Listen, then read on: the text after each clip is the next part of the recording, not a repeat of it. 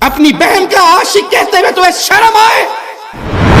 اور عائشہ کے شوہر کے لیے صلی اللہ علیہ وسلم تم اس بازاری لفظ کو استعمال کرو، تمہیں شرم بھی نہ آئے؟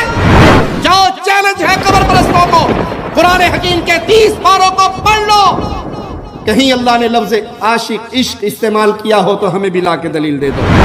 حنفی امام کا فتویٰ، مگر حقیقت کیا ہے؟ آئیے اس کڑوی حقیقت سے میں پردہ اٹھاؤں کہ اس مولوی صاحب نے اپنی زبان سے رسول اللہ صلی اللہ علیہ وسلم کی شان میں وہ الفاظ کہے، اللہ کی قسم میرے جملوں کو یاد کرنا، وہ کائنات کا کوئی انسان ہو، وہ کسی مسلک سے تعلق رکھتا ہو، وہ کسی جماعت کا فرد ہو، اگر اس کے دل میں محبت رسول کا ایک ذرہ ہے، مسلمان مر سکتا ہے، کٹ سکتا ہے، رسول اللہ کے بارے میں وہ لفظ زبان سے ادا نہیں کر سکتا جو مولوی فاروق بریلوی نے اپنی زبان سے اپنی تقریر میں ادا کی۔ مجھے کوئی تبصرہ نہیں کرنا ہے کہ تم رسول اللہ کے سائے کو مانتے ہو یا نہیں مانتے، یا معاذ اللہ تم رسول کو جہنم میں مانتے ہو نہیں مانتے، مجھے اس پہ کوئی تبصرہ نہیں کرنا ہے۔ اگر آپ پہلی مرتبہ ہماری لائے ہیں پلیز سبسکرائب کر لیجیے۔ بے عشق محمد پڑھتے ہو بخاری، آتا ہے بخار تم کو نہیں آتی بخاری۔ بے عشق نبی جو پڑھتا ہے بخاری، آتا ہے بخار اس کو نہیں آتی بخاری۔ دیش کے محمد پڑھتے ہو بخاری، آتا بخار تم کو بخاری نہیں آتی۔ حضرت جی، اور یہ نبی صلی اللہ علیہ وسلم کے لیے اس بازاری گندے شہوت پرست لفظ کو استعمال کر رہا ہے۔ پاکیزہ جذبات کے لیے جو لفظ قرآن اور حدیث میں بھی استعمال ہوا وہ کیا ہے؟ محبت۔ قل ان کنتم تحبون اللہ فاتبعونی یحببکم اللہ۔ جو محبت کرے نبی صلی اللہ علیہ وسلم سے، اس کے لیے جو اللہ سے محبت کرنا چاہے لازم ہے وہ نبی کے پیچھے چلے، پھر اللہ اس کو اپنا محبوب بنائے گا۔ تو پاکیزہ جذبات میں جو لفظ محبت استعمال ہوئی اللہ کے لیے، رسول اللہ صلی اللہ علیہ وسلم کے لیے، اصحاب رسول اللہ کے لیے، اہل بیت رسول اللہ کے لیے، اولیاء اللہ کے لیے، وہ لفظ کیا ہے؟ محبت ہے، عشق۔ مولوی صاحب اگر اتنا ہی آپ کو عشق کا بھوت چڑھا ہوا ہے تو ایک تقریر میں تسلیم کرو، اعلان کرو کہ میں اپنی ماں کا عاشق ہوں، کہو میں اپنی بہن کا عاشق ہوں، کہو لوگوں کے سامنے میں اپنی بیٹی کا عاشق ہوں۔ کوئی یہ کہے گا؟ کوئی تسلیم کرے گا میں اپنی ماں کا عاشق، اپنی بہن کا عاشق، اپنی بیٹی کا عاشق کہے گا؟ کیوں؟ عشق کا لفظ آتے ہی سینما کی دنیا اور فلمی اور شہوت پرست دنیا اور گندی دنیا کے گندے شہوت پرست الفاظ اور ان کا تصور دل میں آتا ہے۔ جو لفظ اپنی ماں کے لیے، اپنی بہن کے لیے، اپنی بیٹی کے لیے نہیں بول سکتے، آمنہ کے لال کے لیے ظالموں تمہیں وہ لفظ ملا؟ اپنی بہن کا عاشق کہتے ہوئے تمہیں شرم آئے؟ اور عائشہ کے شوہر کے لیے صلی اللہ علیہ وسلم تم اس بازاری لفظ کو استعمال کرو، تمہیں شرم بھی نہ آئے؟ یہ پاکیزہ لفظ نہیں ہے، نہ قرآن میں استعمال ہوا۔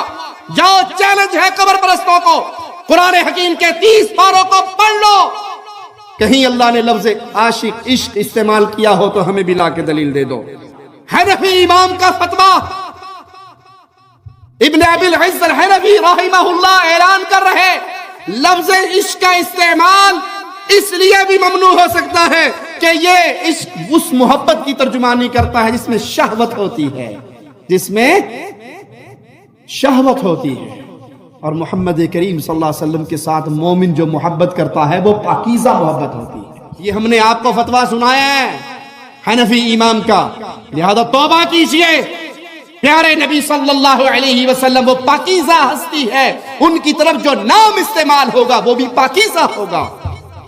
یہ کہنا جرم ہے کہ ہم عاشق رسول ہیں، کذاب ہے یہ کہنے والے۔ مومن رسول سے محبت کرتے ہیں، پیار کرتے ہیں، اور ایسی محبت کرتے ہیں کہ محمدی بننے کے بعد نہ انہیں رضوی بننے کی ضرورت ہوتی ہے، نہ سہر وردی بننے کی ضرورت ہوتی ہے، ان کے سینے پہ پھول سج جاتا ہے محبت رسول اللہ صلی اللہ علیہ وسلم۔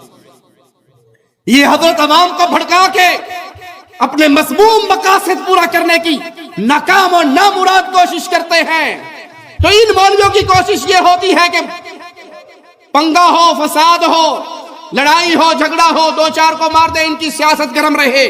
مگر حقیقت کیا ہے؟ آئیے اس کڑوی حقیقت سے میں پردہ اٹھاؤں کہ اس مولوی صاحب نے اپنی زبان سے رسول اللہ صلی اللہ علیہ وسلم کی شان میں وہ الفاظ کہے.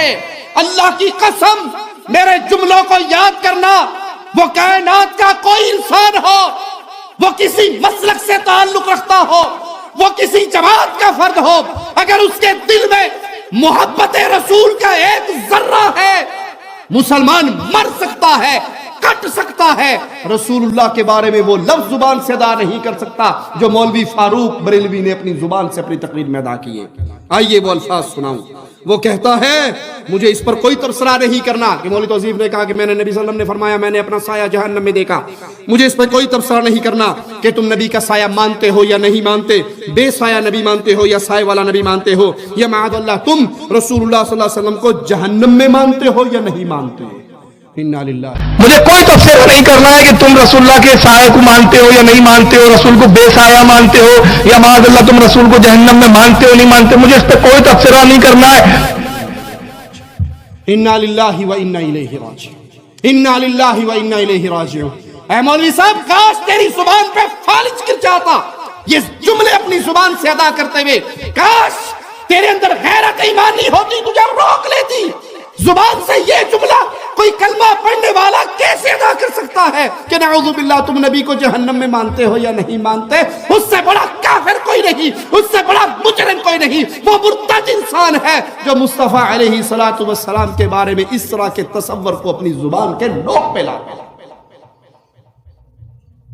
فتنہ اور فساد کی آگ بھڑکانے کے لیے تمہیں عزت رسول پہ بھی حملہ کرنا پڑے تو تمہاری زبان شرم نہیں کرتی، بک دیتی ہے جو دل میں آتا ہے.